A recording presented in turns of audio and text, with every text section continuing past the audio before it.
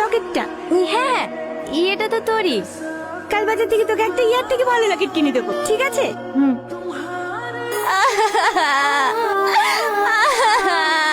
তুমি স্বপ্ন ভাবিনি ও এরকম করবে। কোন সমান মাটিতে সব বেশি দিল গো। কি হয়েছে মা? সাথে কি আকাশ খেলে পালিয়ে গেছে? হ্যাঁ, কি শুনছি এতক্ষণ ধরে? এমন অসৎকে বাড়িতে জায়গা দিয়েছিল, আমার মেয়ের জীবনটা জলে পড়ে সরকার করে দিল।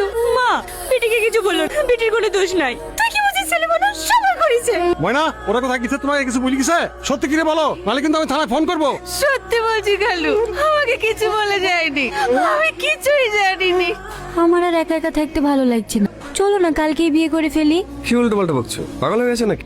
কাল কিভাবে? যেভাবে মানুষ বিয়ে করে বরকনে সেজে। আমি কিন্তু সিরিয়াস।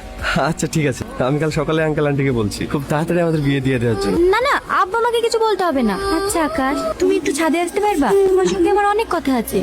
ওকে ম্যাডাম, আসছি।